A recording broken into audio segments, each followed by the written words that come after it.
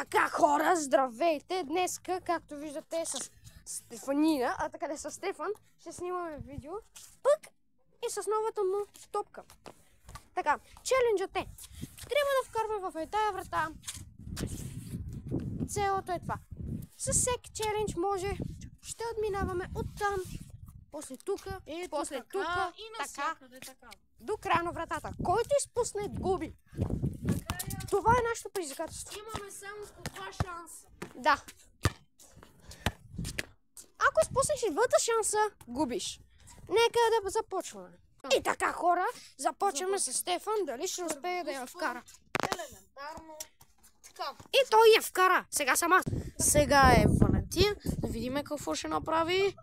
Браво, бе! Така, сега съм аз. И сега Стефанка ще пробва дали ще вкара, никой не знае, да живее боца. Сега съм аз. Сега Валко ще бие, така да видим къде ще оцели. Браво, бе! Сега съм. Той идва с топката. И сега. Не, бе! Абе, браво! Браво, е гадка. Започвам. И сега е Стефката. Гледа Стефан гриди. И той отбелязва с боца. Център. Сега съм аз. Така, Валко си я наглася и започва. Така, да видим къде. Браво, бе! Сега съм. Сега е Стефката. Да видим дали ще вкара. И се усра. Нека за втори опит сега. Нека да видим. Малко извън линията, но той успя. Браво на Стефан. Сега съм. Така, наглася си я и да видим къде ще стреля. Браво! Сега започвам аз. Започвам. Сега съм аз. Сега нека видим Стефан. Дали ще я вкара. И той успя, както казах, да живее боца. Сега съм аз. Сега Валко ще я вкара.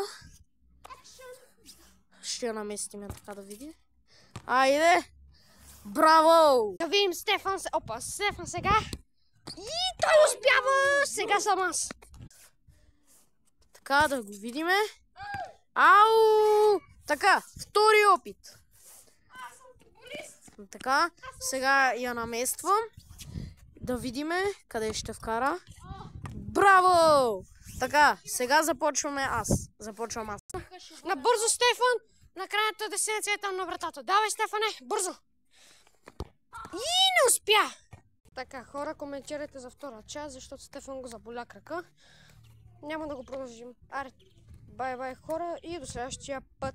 Ако искате още челенджи, коментирайте.